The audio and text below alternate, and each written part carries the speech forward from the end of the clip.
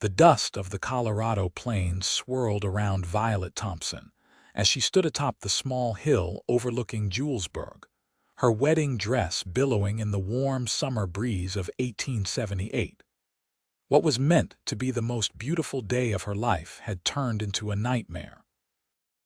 Her white gown, once pristine and elegant, now bore a jagged tear from hip to hem where it had caught on a nail while escaping her father's wagon.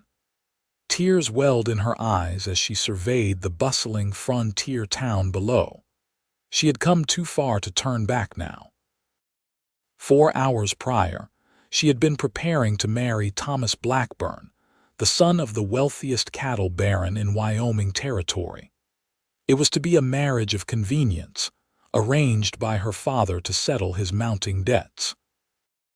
But as she stood before the mirror in her childhood home, watching her mother pin the last of the white roses into her hair, Violet knew she couldn't go through with it.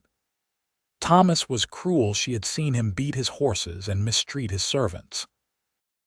The thought of being bound to such a man for life filled her with dread, so she ran. She had taken her father's fastest horse and ridden hard toward the Colorado border, toward the town where her aunt had once lived. She needed sanctuary, even if just for a few days until she could figure out what to do next.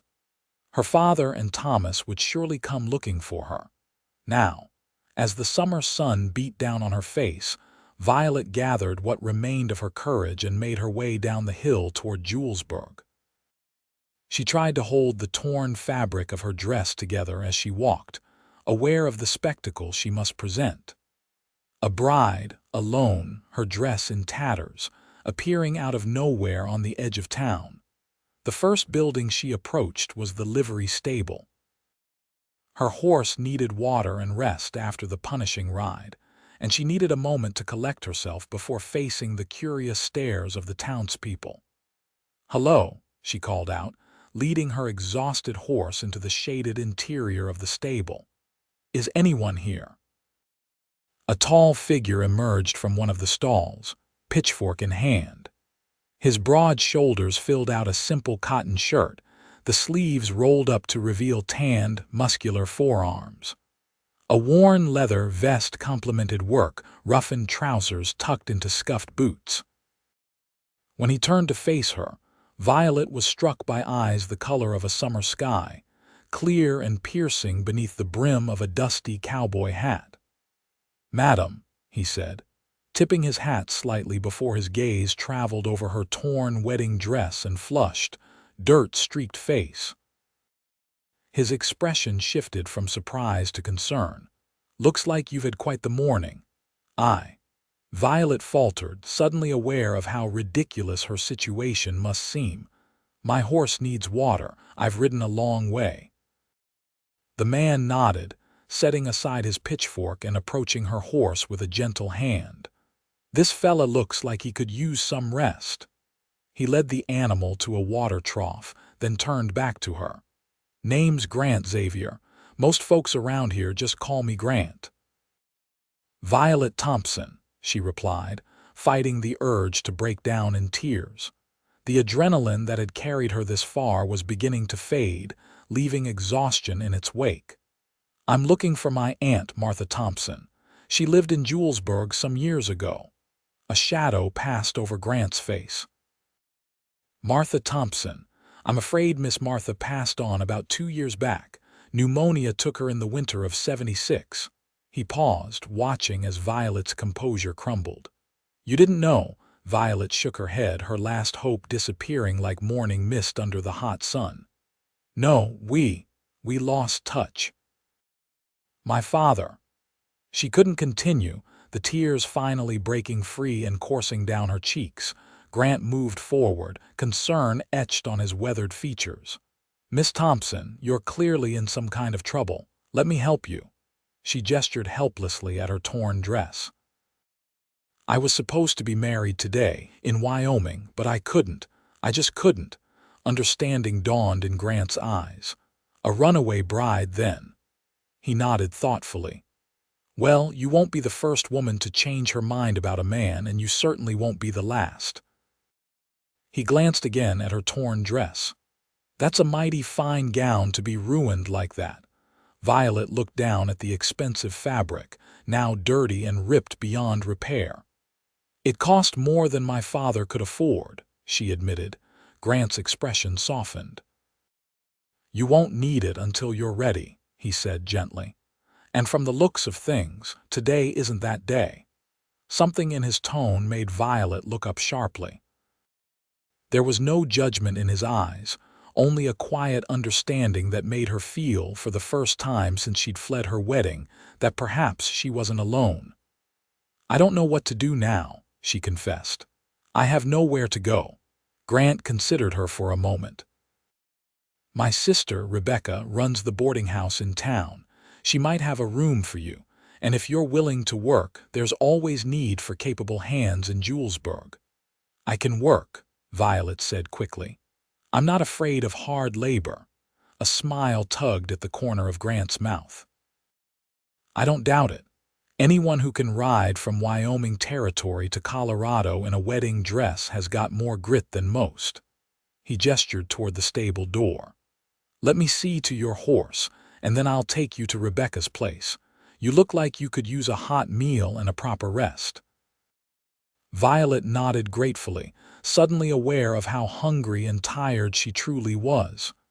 Thank you, Mr. Xavier. Grant, he corrected her. Just Grant. As they walked together into the bright Colorado sunshine, Violet clutched the torn edges of her dress together, conscious of the curious glances from passers-by. But with Grant's solid presence beside her, the stares didn't seem quite so intimidating. Julesburg was smaller than she had expected, a collection of wooden buildings lining a main street that bustled with activity despite the afternoon heat. A general store, a saloon, a small church, and various other establishments made up the heart of town. Grant led her toward a two-story wooden structure with a sign that read, Xavier Boarding House. My sister inherited this place from our parents, Grant explained as they climbed the steps to the porch. She runs a tight ship, but she's got a good heart. Before they could reach the door, it swung open to reveal a woman with the same striking blue eyes as Grant, though her hair was a shade darker than his light brown. Grant Xavier, what in heaven's name, Rebecca began, then stopped short as her gaze fell on Violet. Oh my. Becky, this is Miss Violet Thompson. She's had a rough journey and needs a place to stay. Her aunt was Martha Thompson. Rebecca's expression softened immediately. Martha's niece. Well, bless my soul. Come in, child, come in. She ushered Violet inside, speaking rapidly as they moved through a cozy sitting room. Martha spoke of you often. Said her brother kept you far away after your mama passed. What on earth are you doing here in that condition? Before Violet could answer, Rebecca had her settled in a chair at a kitchen table and was pouring her a cup of steaming coffee. Never mind all that for now. You look half-starved and dead on your feet. Grant, make yourself useful and bring down one of my old dresses from the trunk in my room. This poor girl can't go around town in a torn wedding dress causing a stir. Grant nodded and disappeared up a narrow staircase, leaving Violet alone with his sister. I ran away, Violet admitted quietly. From my wedding. My father arranged it to pay his debts. The man, he wasn't kind. Rebecca clucked her tongue sympathetically. Men like that rarely are. Your aunt would have been proud of you for having the courage to leave. She set a plate of bread and cheese before Violet. Eat now. We'll figure out the rest later. Grant returned with a simple blue calico dress. It might be a bit large, he said, handing it to Rebecca. But it's the plainest one I could find. Rebecca thanked him and turned to Violet. Finish your meal, then you can wash up and change. I've got a room at the end of the hall upstairs that's vacant. You're welcome to stay there while you sort things out. I can't pay much, Violet said, suddenly anxious. I only have what little money I could grab before I left. We'll work something out, Rebecca assured her. Maybe you can help around the boarding house. Can you cook?" Violet nodded. "Yes, and keep accounts." "Accounts?" Rebecca raised an eyebrow. "Now that's something I could use help with. I've never had a head for numbers." Grant, who had been watching the exchange silently, spoke up. "I should get back to the stable. Miss Thompson's horse needs looking after, and I've got work to finish." He turned to Violet. "If you need anything, just ask Becky. I'm usually at the livery or working my land just outside of town." "Thank you," Violet said, meeting his gaze, "for everything." He tipped his hat slightly, a gesture that seemed to come as naturally to him as breathing. "Just being neighborly, Miss Thompson." With that, he turned and left, his boots echoing on the wooden floor. Rebecca watched him go with a thoughtful expression. "My brother doesn't usually take to strangers so quickly," she remarked. "But then again, it's not every day a beautiful woman in a wedding dress shows up at his stable." Violet felt heat rising to her cheeks. "He was very kind." "That he is," Rebecca agreed, "though he keeps to himself mostly. Has ever since he came back from the war." She didn't elaborate further, instead gesturing to the plate before Violet. "Now eat up. You look like you're about to fall over, and I won't have that on my conscience." As Violet ate, she gazed out the kitchen window at the dusty main street of Julesburg. She had no idea what tomorrow would bring, but for the first time in years, she felt a flicker of hope.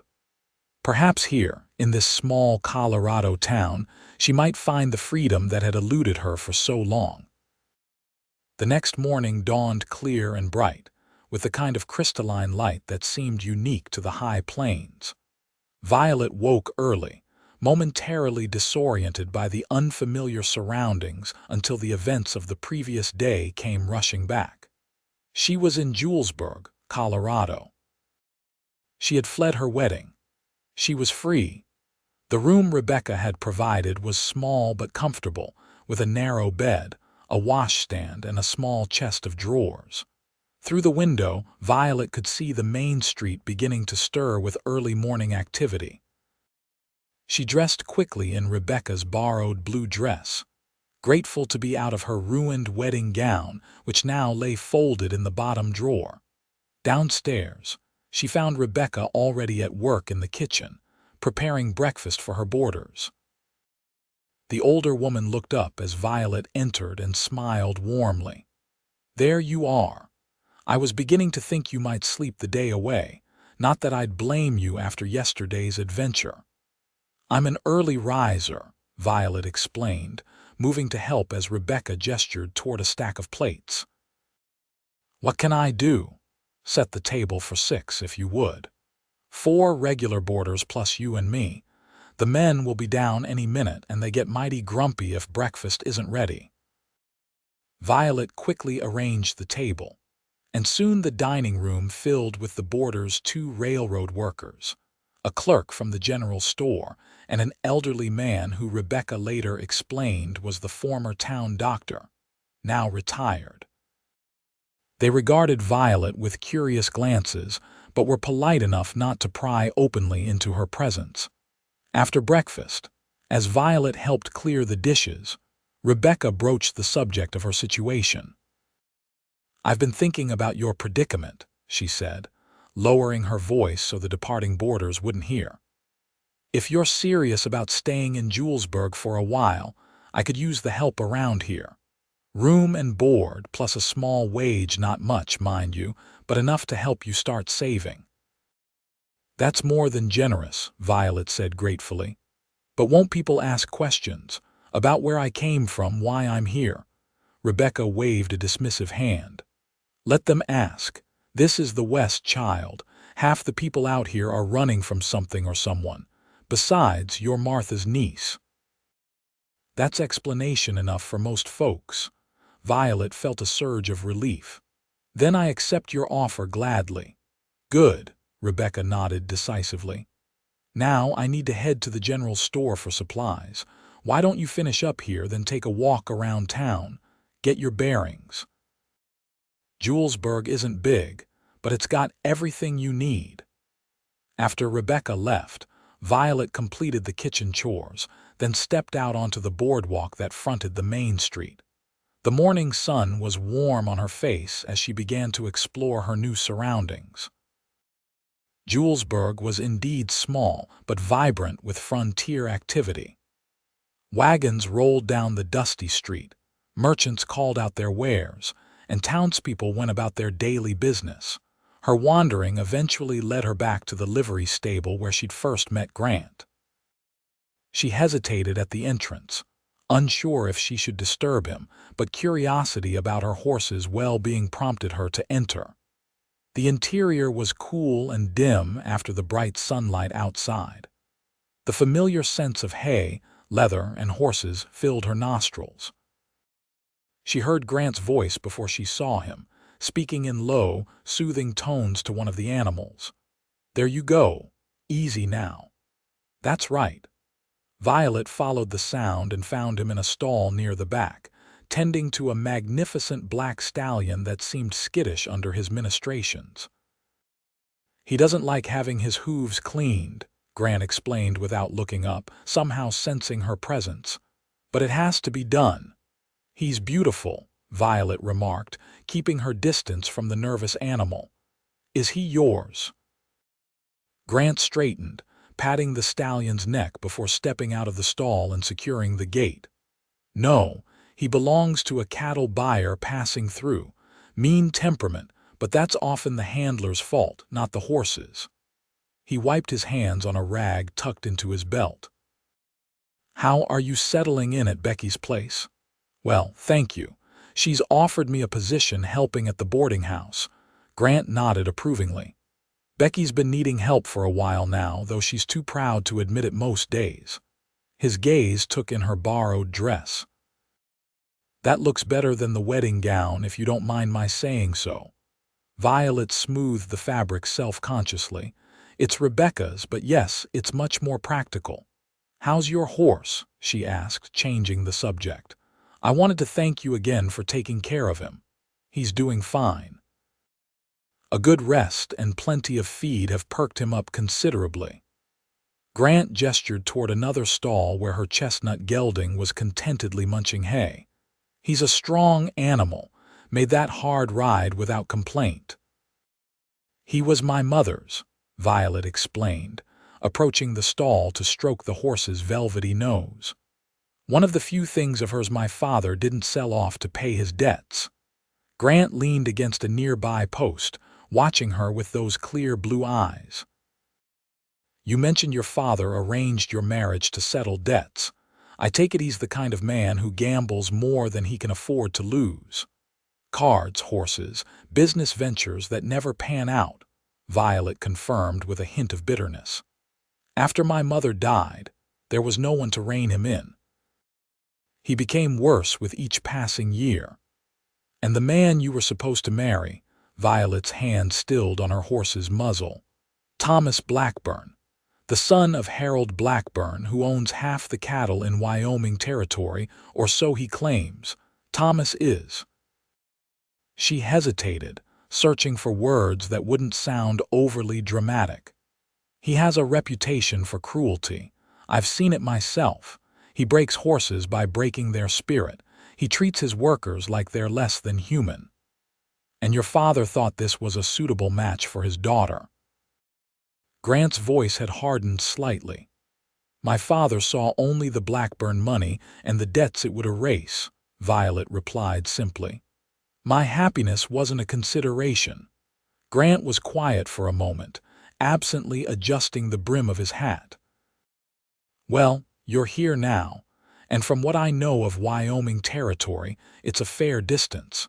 It would take a determined man to come looking for you all the way in Julesburg."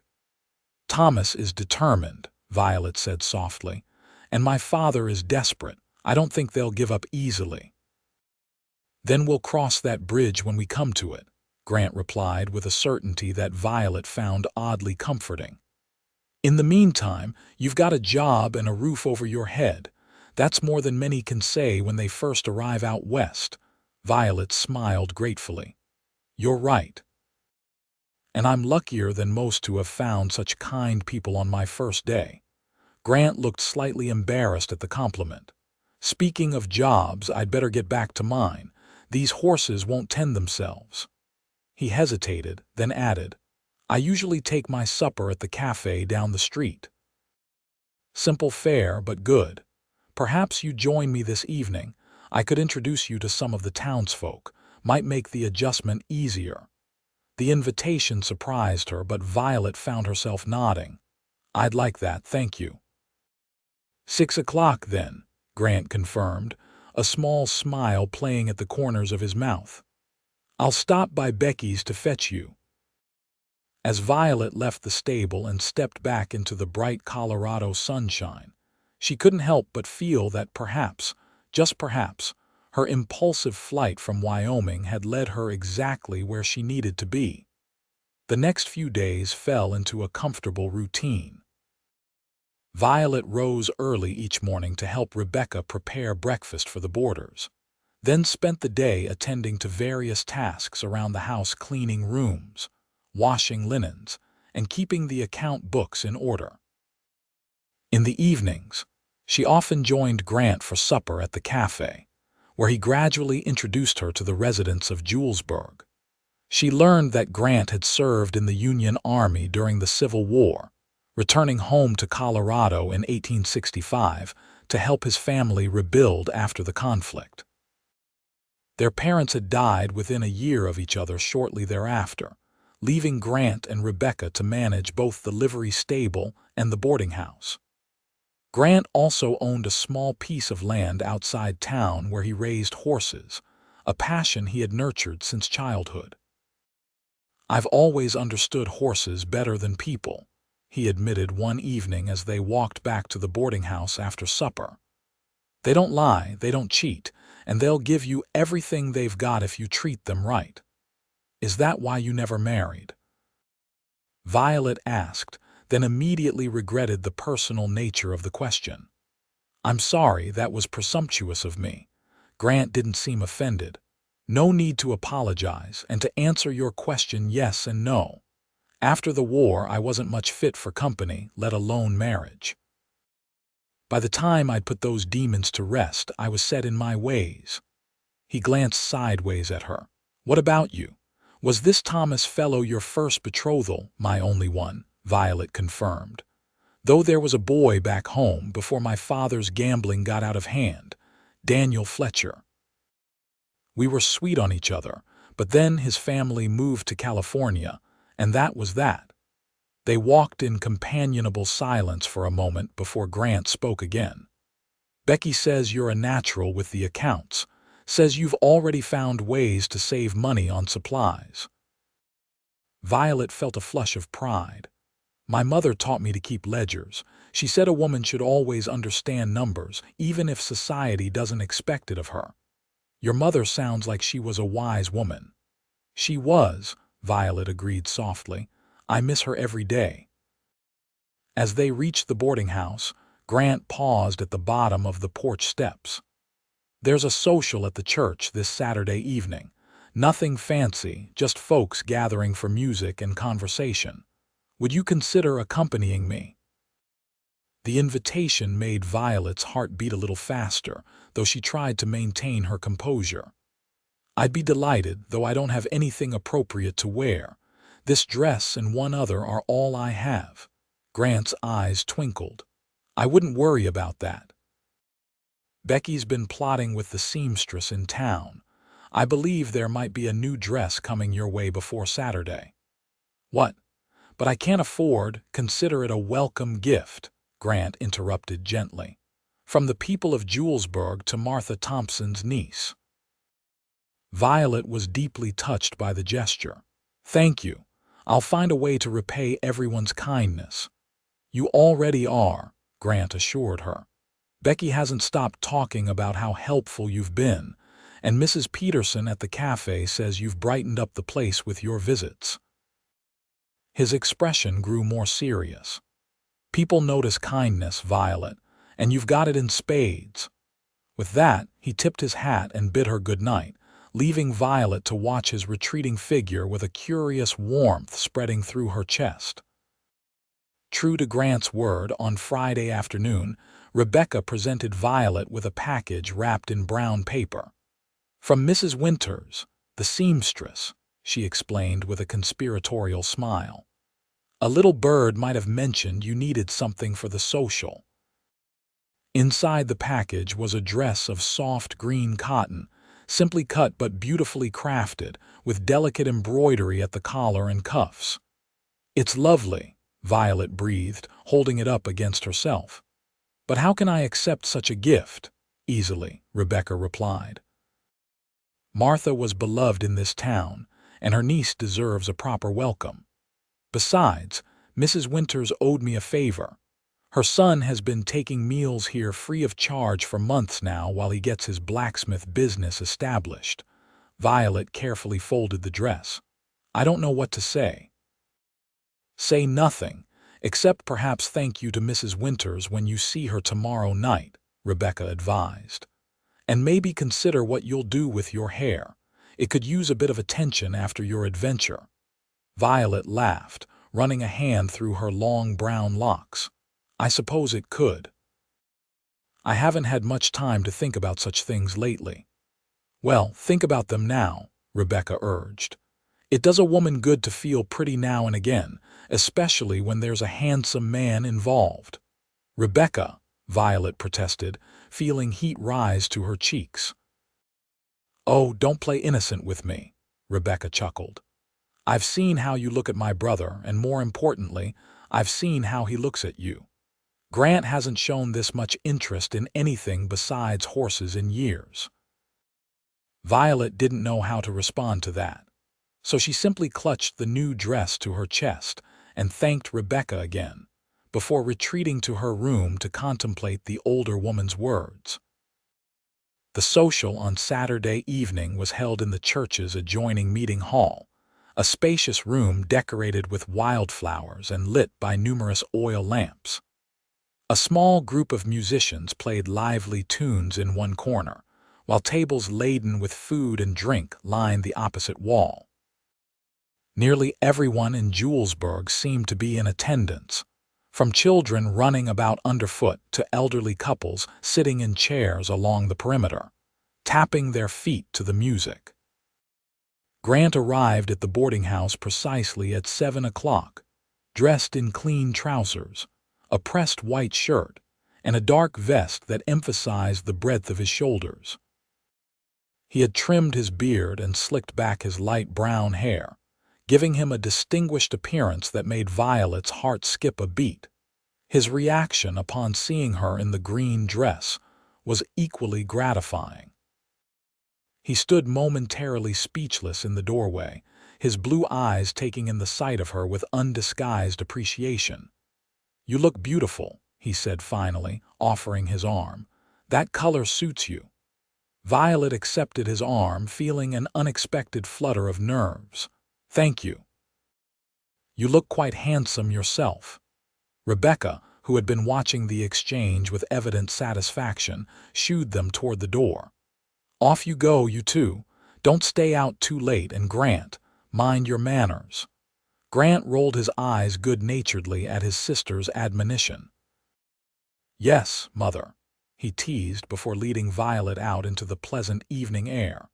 The social was in full swing by the time they arrived. Grant introduced Violet to those she hadn't yet met, and she was touched by the warm welcome she received. Several people mentioned fond memories of her Aunt Martha, sharing stories that painted a picture of a strong, kind-hearted woman who had been a pillar of the community. "Your aunt delivered half the babies in town," Mrs. Winters, the seamstress, told her as they enjoyed plates of food. "Including my youngest. Doctor was laid up with a broken leg and Martha stepped right in. Never saw a woman so calm in a crisis." "I wish I had known her better," Violet said wistfully. "We only visited once when I was a child. My father, well, they didn't get along." Mrs. Winters patted her hand sympathetically. "Family can be complicated, but you're here now, and that would have made Martha very happy. As the evening progressed, Grant asked Violet to dance, leading her onto the floor where other couples were already moving to the cheerful fiddle music. She hadn't danced in years, not since before her mother's death, but Grant was a patient partner, guiding her through the steps with a sure hand at the small of her back. "You're a natural," he said approvingly as they circled the floor. Violet laughed. "Hardly, but you make it easy to follow." Grant's eyes crinkled at the corners when he smiled. "That's the trick to partnering, making it easy to follow. Works with horses too, believe it or not." "Are you comparing me to a horse, Mr. Xavier?" Violet teased. "Only in the most flattering way possible, Miss Thompson," he replied with a grin that transformed his usually serious face. They danced several more sets, stopping occasionally for refreshments or to chat with townsfolk. As the evening wore on, Violet found herself relaxing completely for the first time since her arrival in Julesburg. The fear and uncertainty that had accompanied her flight from Wyoming seemed to fade with each passing moment spent in Grant's company. Later, as they walked back to the boarding house under a canopy of stars, Grant grew pensive. "I hope you're starting to feel at home here," he said. "Julesburg isn't much compared to the bigger towns, but it's a good place with good people." "I am," Violet assured him. "Everyone has been so welcoming. I never expected such kindness from strangers." "Not strangers anymore," Grant pointed out. "Neighbors now." They had reached the boarding house, but neither seemed eager to end the evening. They stood at the bottom of the porch steps, the silver moonlight casting gentle shadows across their faces. "Violet," Grant began, then hesitated, uncharacteristically unsure of himself. "I know you haven't been here long and you're still settling in. I don't want to presume, but I've enjoyed these past few days with you, very much." Violet's pulse quickened at the earnestness in his voice. "I've enjoyed them too," she admitted softly.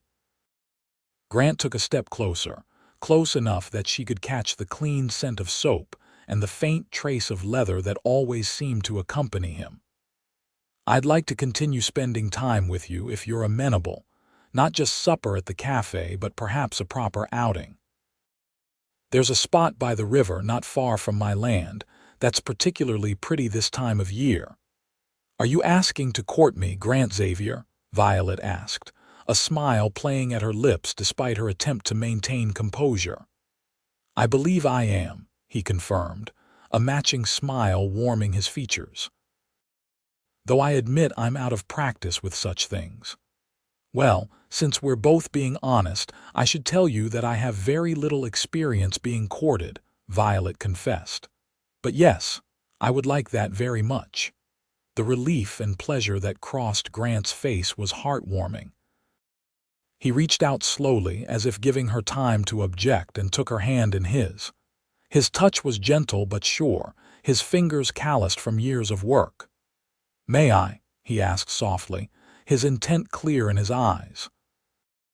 Violet nodded, her breath catching as Grant leaned down to place a brief, tender kiss on her lips. It was chaste by any standard, but it sent a current of warmth through her entire body. When he pulled away, his expression was one of wonder, as if he too had been surprised by the intensity of that simple contact. "I should let you get some rest," he said, his voice slightly rougher than before. "But I'll call on you tomorrow if that's all right." "I'd like that," Violet replied, aware that she was still holding his hand and reluctant to let go. Finally, with another quick kiss to her knuckles, Grant bid her good night and watched as she ascended the porch steps. At the door, she turned to wave, and the look of pure happiness on his face stayed with her long after she had retired to her room. As she prepared for bed, Violet caught sight of her torn wedding dress, still folded in the bottom drawer. It seemed like a relic from another lifetime, a reminder of the life she had fled. But now, instead of fear, She felt only gratitude that her escape had led her here, to Julesburg, to Grant. Unbeknownst to Violet, her past was already racing toward her present. Thomas Blackburn had not taken kindly to being left at the altar. His pride wounded and his temper inflamed, he had set out from Wyoming with 2 of his ranch hands, following the trail of his runaway bride with the single-minded determination of a man unused to being denied what he considered his due. They were less than 2 days' ride from Julesburg. The next few weeks were the happiest of Violet's life. She settled into a comfortable routine at the boarding house, gradually taking on more responsibilities as Rebecca came to trust her capabilities. The account books were now entirely in her charge, and she had introduced several improvements to the way meals and cleaning were scheduled, making the operation more efficient. In her free time, she explored Julesburg and its surroundings, often in Grant's company. True to his word, he had taken her to the spot by the river he'd mentioned, a peaceful clearing where wildflowers grew in abundance and the water gurgled pleasantly over smooth stones. They had enjoyed a picnic there, talking for hours about their childhoods, their dreams, their views on everything from politics to poetry. Grant was surprisingly well-read for a man who spent most of his days working with horses. He explained that during the long winters after the war, books had been his salvation, a way to escape the memories that haunted him. "Reading took me away from the battlefield," he told her as they sat side by side on a blanket spread beneath a cottonwood tree. "I could be anywhere on a ship at sea, in a drawing room in London, exploring the jungles of Africa. Anywhere but in my own head." Violet understood the power of such escape. "After my mother died, I read every book in our house twice over. It was the only way to avoid my father's increasing desperation and the creditors knocking at our door." Their courtship progressed naturally, each day deepening their connection. Grant was respectful, never pushing for more intimacy than Violet was comfortable with, but his kisses grew more passionate as they became more familiar with one another. Violet found herself responding eagerly, discovering desires she hadn't known she possessed. The people of Julesburg watched their budding romance with approving eyes. Rebecca was particularly pleased, telling Violet one evening as they prepared supper, "I haven't seen my brother this happy in years. Whatever you're doing, keep doing it." Violet had blushed but couldn't deny the flutter of joy in her heart at the observation. She was falling in love with Grant Xavier, and by all indications, he was falling just as deeply for her. It was on a bright Tuesday morning in late summer when the peace of their new life was shattered. Violet was at the general store, purchasing supplies for the boarding house, when she heard the commotion outside. Horses' hooves pounding on the packed dirt of the main street, men's voices raised in query, a general stir of curiosity among the townsfolk. She stepped onto the boardwalk, shading her eyes against the sun, and felt her blood turn to ice in her veins. There, dismounting from a sleek black horse in front of the sheriff's office, was Thomas Blackburn. His tall figure was unmistakable, as was the arrogant tilt of his head as he surveyed the town. 2 ranch hands flanked him, their expressions wary as they took in their surroundings.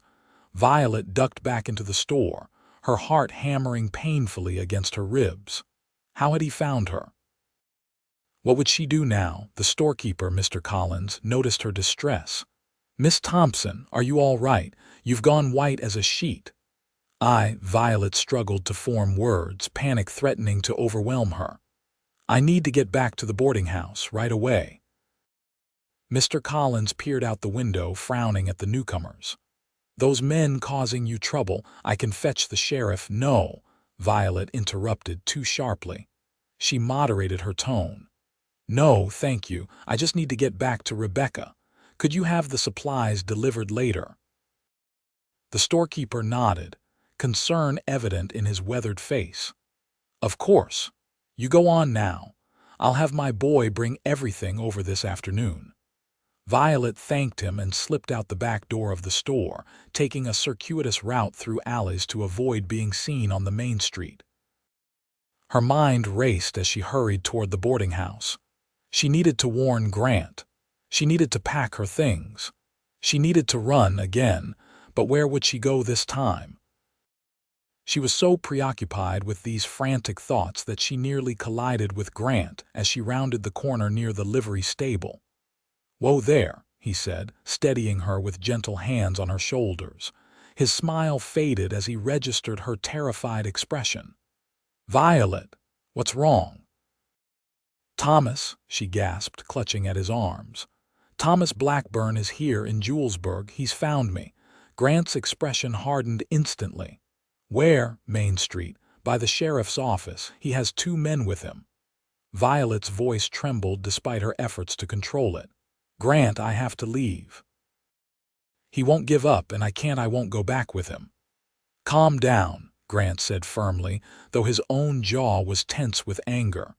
"No one's making you go anywhere. Let's think this through." He guided her into the stable, away from potential prying eyes. Inside, he pulled her gently into his arms, offering comfort as she struggled to compose herself. "Listen to me," he said, his voice steady and sure. "You're not alone in this. You have me, you have Becky, you have friends in this town now. We'll find a way to handle Blackburn." "You don't understand," Violet insisted, pulling back to look up at him. "Thomas is dangerous when he's angry, and I humiliated him by running away. He won't just accept defeat and leave." "Neither will I," Grant replied with quiet determination. "I'm not letting him take you anywhere, Violet. Not if you don't want to go." The fierce protectiveness in his voice gave her pause. "What can we do? Legally, I broke a contract. My father promised me to him. You're not property to be promised," Grant interrupted, his blue eyes flashing. "You're a grown woman who made a choice. Besides, we're in Colorado now, not Wyoming territory. Different jurisdiction." Violet wasn't convinced. "That won't stop him." "Maybe not, but the law might." Grant considered for a moment. "Stay here. I'm going to find Sheriff Mills and explain the situation. He should know what we're dealing with. And if the law can't help," Grant's expression was grim but resolute, "then we'll find another way. But I promise you this, Violet Thompson, you won't have to face Thomas Blackburn alone." With that, he pressed a quick, firm kiss to her forehead and strode out of the stable, his posture that of a man ready for confrontation. Violet sank onto a hay bale, trying to steady her breathing and clear her head. Grant was right, panic wouldn't help. She needed to think clearly, to prepare for what was coming. She didn't have long to wait. Less than an hour later, the stable door swung open to reveal Thomas Blackburn himself, his tall figure silhouetted against the bright daylight outside. "Well, well," he drawled, stepping into the shadowy interior. "The runaway bride hiding in a stable, how fitting." Violet stood, squaring her shoulders despite the fear coursing through her. "Hello, Thomas." He looked much as she remembered, handsome in a hard-edged way, with dark hair and cold gray eyes that missed nothing. He was dressed expensively, as always, his boots polished to a high shine despite the dust of travel. "You have any idea what you've done?" he asked, his voice deceptively calm. "Your father is ruined. The bank has taken his house. He's living in a room above the saloon, drinking himself to death with what little money he has left." A pang of guilt shot through Violet, but she stood her ground. "I'm sorry for my father's troubles, but I won't sacrifice my life to save him from the consequences of his own actions." Thomas laughed, a sound devoid of humor. "Such spirit. It's one of the things that attracted me to you in the first place." His expression hardened. "But this little adventure is over now, Violet. It's time to go home and fulfill your obligations."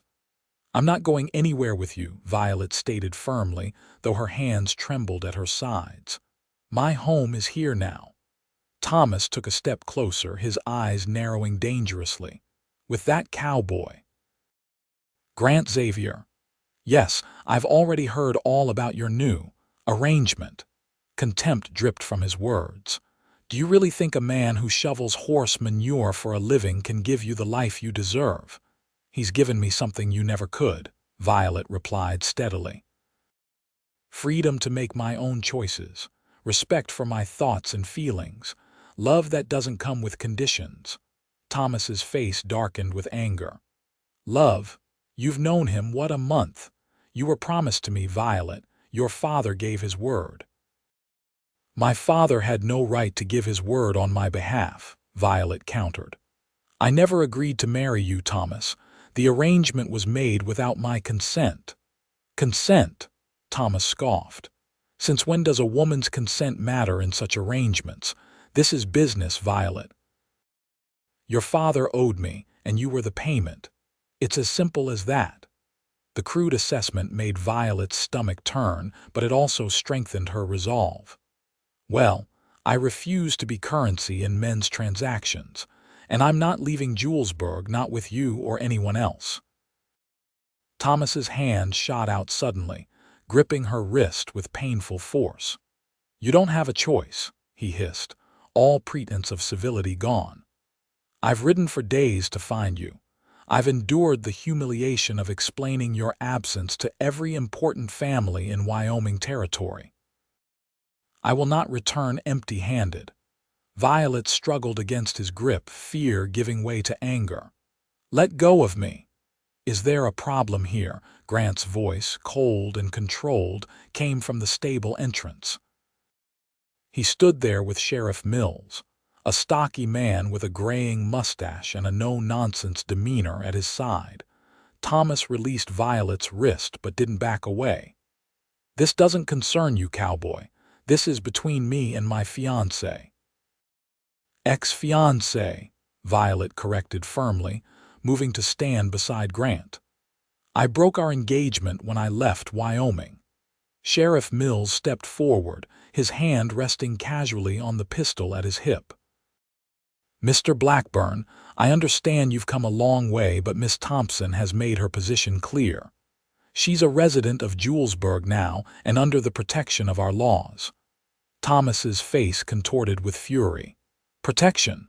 She's a runaway, a contract breaker. Her father promised her to me in exchange for cancellation of his debts.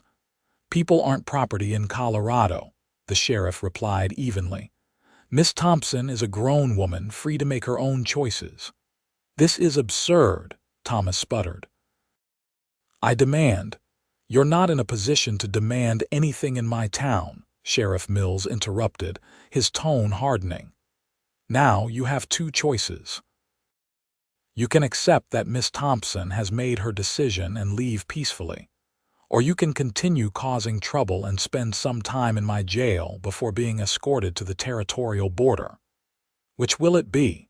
For a tense moment, it seemed Thomas might choose confrontation. His gray eyes darted between Violet, Grant, and the sheriff, calculating his odds. Finally, with a bitter laugh, he took a step back. Fine. Have it your way. He turned to Violet, his expression cold. Your father won't survive this disgrace, you know. His blood will be on your hands. The accusation cut deep, but Violet refused to show weakness. My father made his own choices, just as I've made mine. Thomas shook his head in disgust. Enjoy your life with the horse trainer, Violet. I hope mucking stables and washing other people's linens brings you all the happiness you deserve. With that parting shot, he strode out of the stable, brushing roughly past Grant as he went. Sheriff Mills sighed heavily. Charming fellow. I'll make sure he and his men leave town, but you should be careful for the next few days, Miss Thompson. Men like that don't take kindly to being refused. After the sheriff departed, Violet sagged against Grant, the tension of the confrontation leaving her drained. I'm sorry, she murmured. I've brought trouble to your door. Grant's arms came around her, solid and secure. You've brought nothing but joy to my life, Violet Thompson. A little trouble is a small price to pay. Despite his reassuring words, Violet couldn't shake Thomas's accusation about her father. Had she truly condemned him to ruin and despair by fleeing? The thought haunted her throughout the evening, even as Grant and Rebecca tried to distract her with conversation and plans for the future. That night, sleep eluded her. She tossed and turned, plagued by guilt and uncertainty. Was she being selfish? Should she have stayed and sacrificed her happiness for her father's financial security? As dawn broke, Violet made a decision. She would write to her father, explaining her actions and offering what help she could from a distance. She wouldn't return to Wyoming and the life that awaited her there, but neither could she abandon her only parent entirely, despite his failings.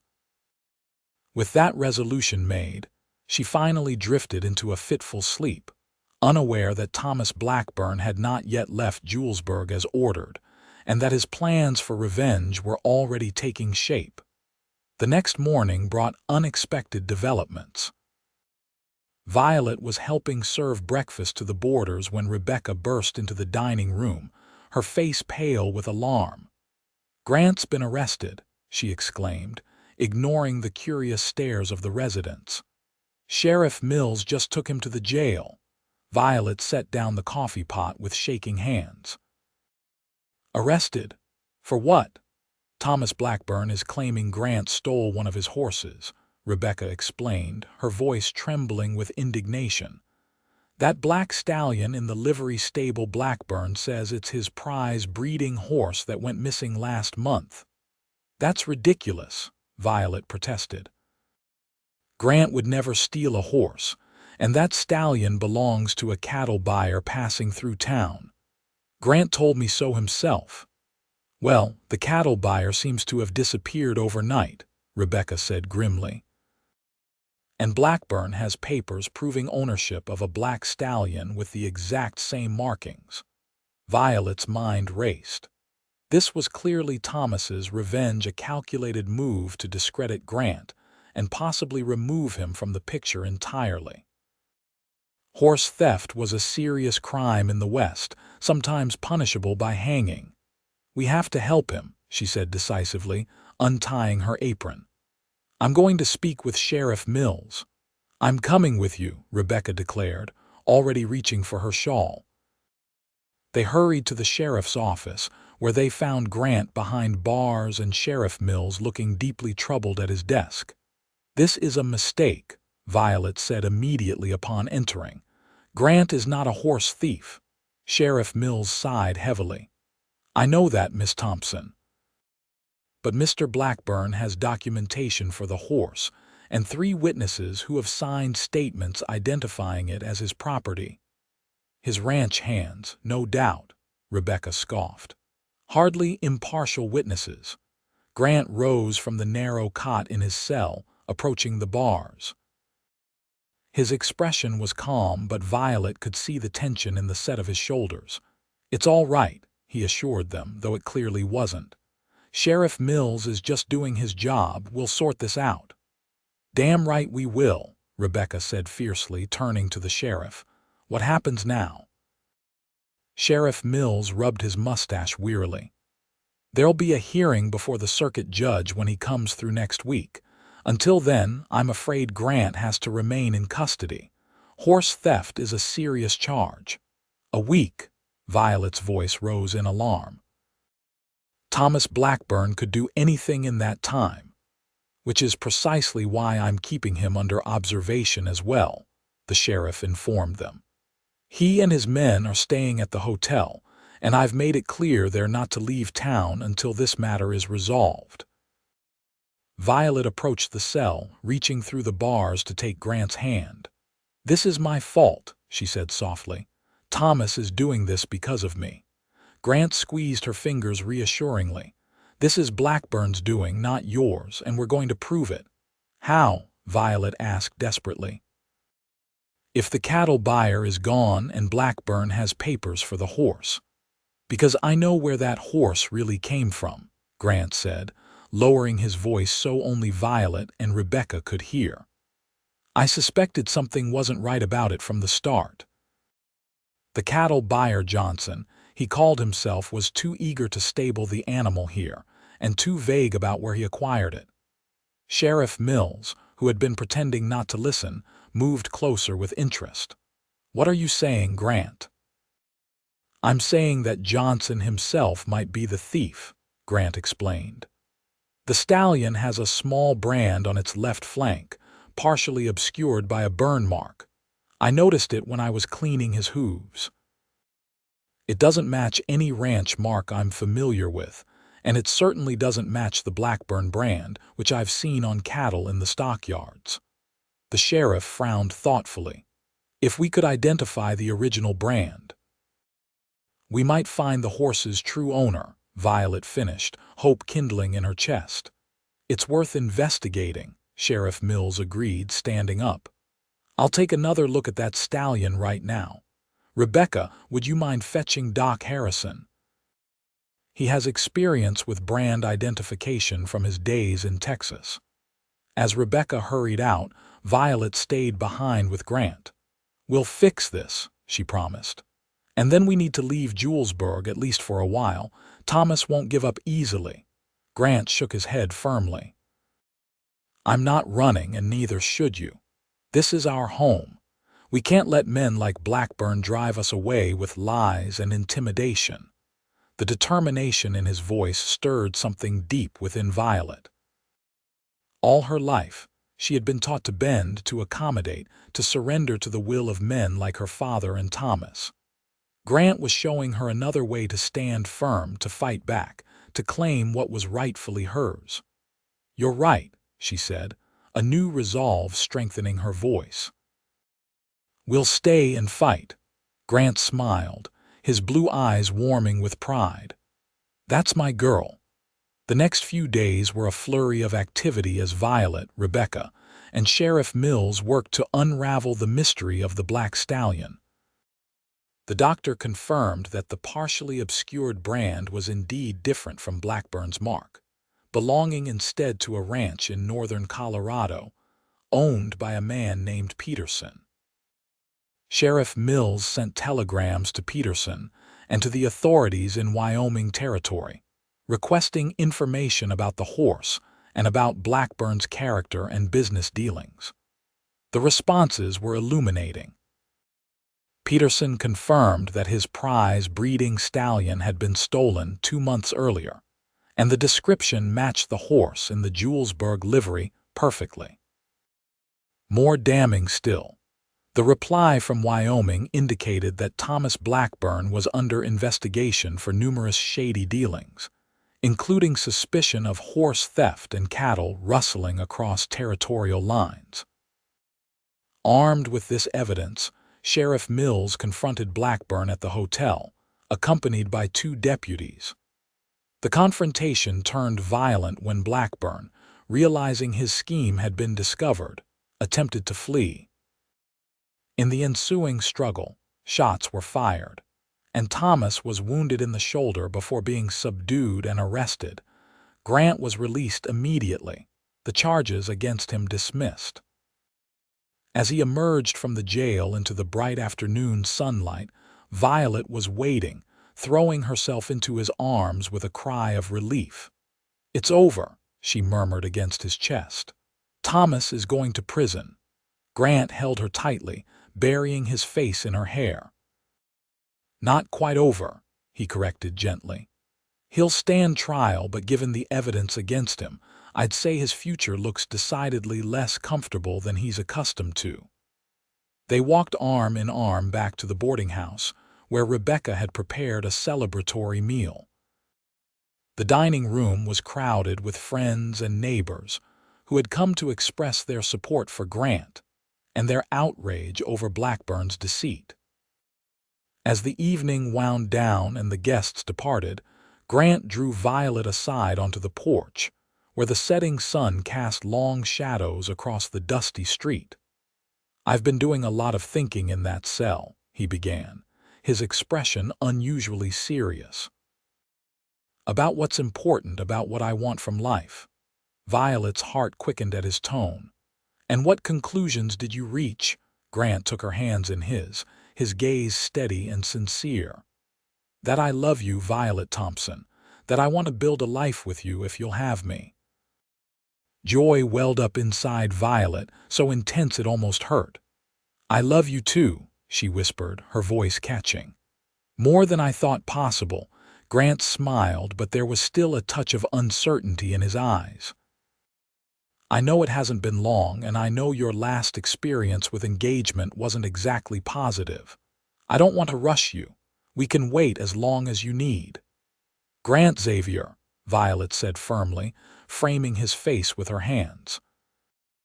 "After what we've just been through, I think we can safely say we know each other's true character.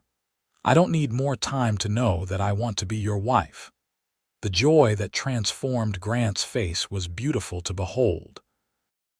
He pulled her into his arms, lifting her off her feet in his exuberance before setting her down to kiss her thoroughly. When they finally parted, breathless and laughing, Grant pressed his forehead to hers. "I don't have a ring yet," he admitted. "This wasn't exactly how I planned to propose." "I don't need a ring," Violet assured him. "Just you." Grant's expression grew tender. "And I don't need you in a fancy wedding dress. You're beautiful to me no matter what you wear." The reference to her torn wedding dress, still folded away in her drawer, brought a smile to Violet's lips. "You told me I wouldn't need it until I was ready," she reminded him. "Do you remember?" "Of course I remember," Grant said, tucking a strand of hair behind her ear. "It was the first time I saw you. Standing in my stable looking like you'd fought your way through a briar patch, the most beautiful woman I'd ever laid eyes on." Violet laughed softly. "I must have looked a fright." "You looked like freedom," Grant corrected her. "Like courage, like everything I didn't know I was waiting for." 2 months later, on a crisp autumn day, Violet Thompson and Grant Xavier were married in the Julesburg church. The simple ceremony was attended by the entire town, with Rebecca serving as Violet's matron of honor and the sheriff standing up as Grant's best man. Violet did not wear her old wedding dress, with its torn hem and painful memories. Instead, she wore a new gown of pale blue silk that Rebecca and the women of the town had pooled their resources to purchase as a wedding gift. It was simpler than the elaborate creation Thomas Blackburn had demanded she wear, but in Violet's eyes, infinitely more beautiful, because it represented the love and acceptance she had found in Julesburg. As they exchanged vows, Violet gazed up at Grant's beloved face and felt a sense of completion, of rightness, that she had never experienced before. This was no arrangement of convenience, no business transaction disguised as marriage. This was a union of equals, of two people who had chosen each other freely and with full hearts. After the ceremony, the celebration spilled out onto the main street, with tables of food, music, and dancing lasting well into the night. As the new Mrs. Xavier waltzed in her husband's arms under the stars, she reflected on the strange twist of fate that had brought her to this moment. "What are you thinking about?" Grant asked, noting her contemplative expression. "About how sometimes the worst days of our lives can lead to the best," she replied. "If I hadn't run away from that wedding, if my dress hadn't been torn, if I hadn't stumbled into your stable looking like a madwoman." If, Grant teased gently. "All that matters is that you did, and here we are." Here they were indeed. And as the music played on, and the townspeople of Julesburg celebrated around them, Violet knew with absolute certainty that she was exactly where she belonged. In the years that followed, the Xaviers built a life together that exceeded even their most hopeful dreams. Grant's horse breeding business flourished, with the help of connections made through Mr. Peterson. the grateful owner of the recovered black stallion. Violet continued to help Rebecca with the boarding house accounts, while also developing her own talent for training gentle horses suitable for ladies and children to ride. They built a comfortable home on Grant's land outside town, a place filled with books, music, and laughter. Their first child, a son named William, arrived just over a year after their wedding, followed 2 years later by twin daughters, Emma and Elizabeth. Each child inherited their father's clear blue eyes and their mother's quick mind and determined spirit. Violet eventually reconciled with her father, who sobered up after a near-fatal illness and came to visit them in Julesburg. He was a chastened man, humbled by his mistakes and grateful for his daughter's forgiveness. He became a doting grandfather to their children, telling them wild tales of his youthful adventures while carefully omitting the destructive choices that had nearly cost him his relationship with their mother. Thomas Blackburn served 5 years in the territorial prison for horse theft and attempted fraud before being released. He never returned to Julesburg, though they heard rumors that he had moved to California to try his luck in the gold fields, his family fortune depleted by legal costs and reparations. On their 10th wedding anniversary, Grant presented Violet with a special gift, her old wedding dress, completely transformed. The skilled seamstresses of Julesburg had taken the torn gown and remade it into a christening outfit for their newest addition, a baby daughter born just a month earlier. From something old and painful to something new and joyful, Grant explained as Violet ran her fingers over the delicate fabric, tears of happiness in her eyes, just like our life together. Standing on the porch of their home, watching the sunset paint the Colorado plains in hues of gold and crimson, Violet leaned into her husband's embrace and thought of that fateful day when she had arrived in Julesburg with nothing but a torn wedding dress and desperate hope. "You know," she said softly, "you were right that very first day." Grant raised an eyebrow, his arm tightening around her waist. "About what? When you said I wouldn't need that wedding dress until I was ready." Violet turned in his arms to face him, her expression radiant with the contentment of a woman who knows she is exactly where she is meant to be. "I wasn't ready then. But when I married you, Grant Xavier, I was more than ready. I was home." And as Grant's lips met hers in a kiss that still held all the passion of their first embrace, Violet knew that some journeys, no matter how difficult their beginnings, led precisely where they were meant to all along.